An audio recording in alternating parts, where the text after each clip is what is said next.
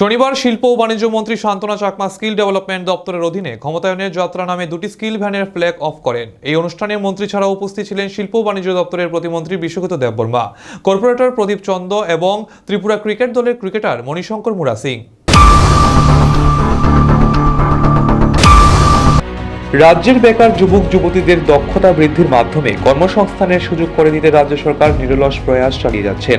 তারই অঙ্গ হিসেবে শনিবার স্কিল ডেভেলপমেন্ট দপ্তরের অধীনে ক্ষমতায়নের যাত্রা নামে দুটি স্কিল ভ্যানের ফ্ল্যাগ অফ করেন শিল্প ও বাণিজ্য দপ্তরের মন্ত্রী শান্তনা চাকমা। সবুজ পতাকা নেড়ে দুটি ভ্যানের উদ্বোধন করে আয়োজিত অনুষ্ঠানে মন্ত্রী শান্তনা চাকমা বলেন, বেকারদের কর্মসংস্থানের সুযোগ করে দিতে মুখ্যমন্ত্রী দক্ষতা বৃদ্ধি প্রকল্পের অধীনে নানাবিধ কর্মসূচি নেওয়া হয়েছে। 2023 সালে এই প্রকল্পের আনুষ্ঠানিক যাত্রা শুরু হয়েছিল। রাজ্যের বেকারদের কিভাবে আত্মনির্ভর করা যায় তার দিশা নির্ধারণে এই প্রকল্পের কাজ করা হচ্ছে। গ্রামে গঞ্জে প্রতিটি জায়গায় বেকাররা যাতে এই প্রকল্পের আওতায় আসতে পারেন তার জন্য কাজ করছে রাজ্যের বর্তমান সরকার। এর জন্য ব্যাপক প্রচার চালাবার সিদ্ধান্ত নিয়েছে সংশ্লিষ্ট দপ্তর। এক ভারত শ্রেষ্ঠ ভারত গড়ার প্রকল্পকে সামনে রেখে জাতি জনজাতিদের মধ্যেও এই প্রচারকে নিয়ে যাওয়া হবে। তার জন্য দুটি ভ্যানকে কাজে লাগানো হবে। এই দুটি ভ্যান 2 মাস ধরে সারা ত্রিপুরা রাজ্যে প্রচার চালাবে। এতে সফলতা হলে আরো নতুন নতুন প্রকল্প নিয়ে সংশ্লিষ্ট দপ্তর কাজে নামাবে। রাজ্যের যুব সম্প্রদায়কে আত্মনির্ভর করতে দপ্তরের এই প্রচেষ্টা লাগাতার জারি থাকবে বলে জানান মন্ত্রী শান্তনা চাকমা।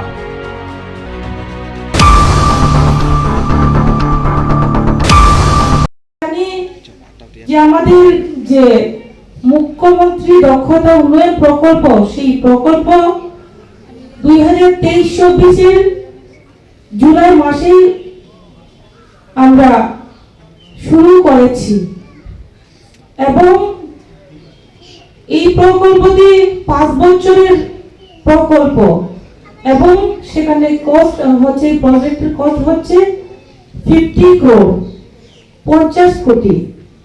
এবং আমরা এই স্কিমের মাধ্যমে আমাদের ত্রিপুরা রাজ্যের যুবকদেরকে কিভাবে আত্মনির্ভর করা যায়, কিভাবে দক্ষতা একজন দক্ষ হিসেবে তৈরি করা যায়, সেই লক্ষ্যমাত্রাকে সামনে নিয়ে আমরা এই স্কিম চালু করেছি। আমাদের জনপ্রিয় মুখ্যমন্ত্রী প্রফেসর ডক্টর মানিক সাহাজির নেতৃত্বে এই স্কিম চালু হয়েছে।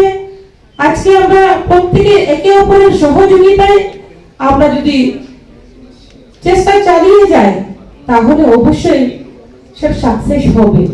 তারই একটা অঙ্গ হিসেবে সাকসেস করার জন্য যাতে গ্রামে গঞ্জে শহরে প্রতিটি ব্যক্তি যাতে আমাদের স্কিলের সম্বন্ধে, স্কিল কি কাজ করছে এবং কি কি স্কিম রয়েছে এবং স্কিমের মাধ্যমে কি সুযোগ পাচ্ছে জনগণরা, যুবকরা, সেই বিষয় নিয়ে আলোচনা হবে এবং সেটা বিস্তার লিফটার থেকে শুরু করে যাতে করে শুধুমাত্র মেন শহর রাস্তায় হবে না, গলি গলি যে রাস্তাগুলো আছে সেখানেও প্রচার করা হবে।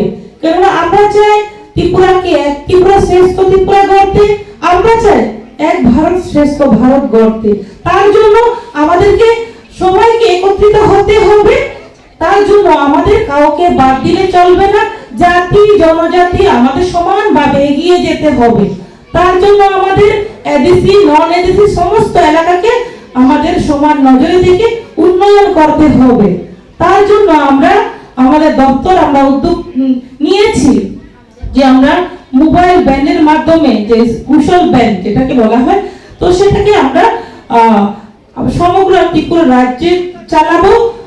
2 মাসের জন্য আমরা চেষ্টা করছি। সেটা যদি সাকসেস হয় আমরা চেষ্টা করব আরো কি কি উদ্যোগ নেওয়া যায়। সেটা এক কথায় আমাদের যুব সমাজকে আমরা চাই আত্মনির্ভর করতে, আমরা চাই প্রতিটি সমাজকে আত্মনির্ভর করতে।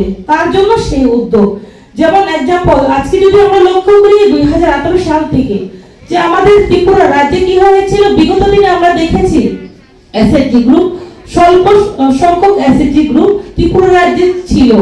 মহিলাদেরকে গুরুত্ব দেওয়া হয়নি, সমান নজরে দেখা হয়নি। আজকে আমাদের সরকার আসার পরে আমরা সমান নজরে দেখছি এবং মহিলাদেরকে গুরুত্ব দিয়ে এসএইচজি গ্রুপ দ্রুত গতিতে তৈরি হয়ে আছে। আজকে ত্রিপুরা রাজ্যে 3 লক্ষের অধিক মহিলা আজকে এসএইচজি গ্রুপের সঙ্গে যুক্ত হয়েছে। অনেকেই দিদিরা আছে যে আমরা লাখপতি দিদি বানাবো বলে আমরা টার্গেট নিয়েছি। আজকে অনেকেই লাখপতি দিদি হয়ে গেছে এবং আমরা চেষ্টা করছি শুধু সমস্ত ত্রিপুরা রাজ্যে যাতে প্রত্যেকে আর্থিক বাকে ও আরো যাতে গ্রোথ হতে পারে, ডেভেলপ হতে পারে, সেই লক্ষ্যমাত্রাকে নিয়ে আমরা কাজ করছি। তার পাশাপাশি মহিলাদের আমরা জানি সচরাচর প্রত্যেকে সাজগোজের উপরে অনেকটাই পছন্দ, তো তার জন্য কিন্তু মহিলাদের জন্য যেমন বিউটিশিয়ান, বিভিন্ন বিউটি পার্লার, বিভিন্ন ধরনের ট্রেনিং করানো হয়। যারা যারা ইন্টারেস্টেড আছে তারাও পার্টিসিপেট করতে পারে, ট্রেনিং নিতে পারবে, যেমন ড্রোন থেকে শুরু করে, টেইলারিং থেকে শুরু করে, স্পিকিং ইংলিশ থেকে শুরু করে বিভিন্ন ধরনের যাদের যে ইচ্ছে আছে সেটাকে আমরা প্রায়োরিটি দিয়ে আমরা সেটা করতে চেষ্টা করছি।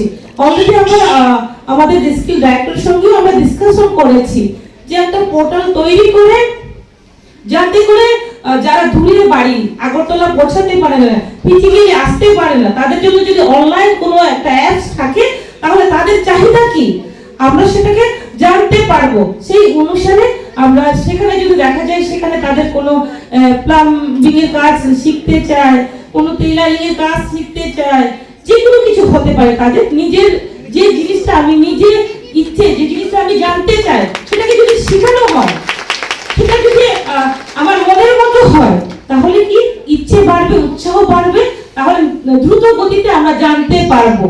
তো তার জন্য আমরা আলোচনা করেছি দ্রুত গতিতে আমরা এই একটা অ্যাপস আমরা চালু করব, যাতে করে সেই গ্রামের গরিব ব্যক্তি, পিছিয়ে পড়া ব্যক্তি, অন্তদয় ব্যক্তি আমার আগরতলাতে না এসে জায়গা বসে থেকে, বাড়িতে বসে থেকে মোবাইলের মাধ্যমে হোক, ল্যাপটপের মাধ্যমে হোক, কোনো সিএসসি সেন্টারের মাধ্যমে হোক তাদের মতামত প্রকাশ করবে, এই অনুসারে আমরা তাদেরকে ট্রেনিং দিব, সেই আলোচনা আমরা করেছি। এক কথায় আমরা চাচ্ছি আমরা ত্রিপুরাকে আত্মনির্ভর করব, ভারতকে আত্মনির্ভর করব। তার জন্য সেটাকে করতে হলে আমাদের প্রতিটি পরিবার আত্মনির্ভর হতে হবে, তো প্রতিটি জাতি গোষ্ঠী আত্মনির্ভর হতে হবে। তো আমাদের দরকার সেই দিকে নজর রাখা, যেহেতু আমাদের সরকার শুধুমাত্র সরকার কাজ করলে হবে না, তার জন্য আমাদের সরকারি, বেসরকারি, এনজিও, ক্লাব থেকে শুরু করে যুব সমাজকে এগিয়ে আসতে হবে। যখন আমরা একত্রিত হয়ে কাজ করব তাহলে আমাদের যে লক্ষ্য সেই লক্ষ্যে আমরা পৌঁছতে পারবো।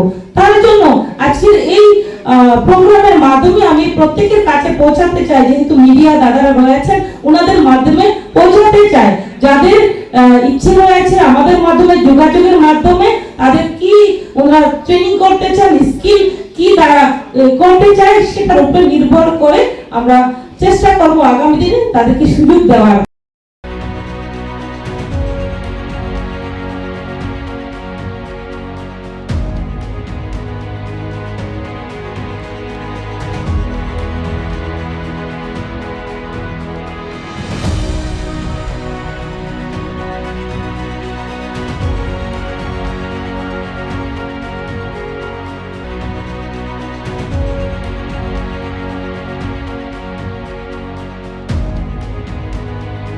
নিজস্ব প্রতিনিধি রিপোর্ট, এশিয়ান টাইমস।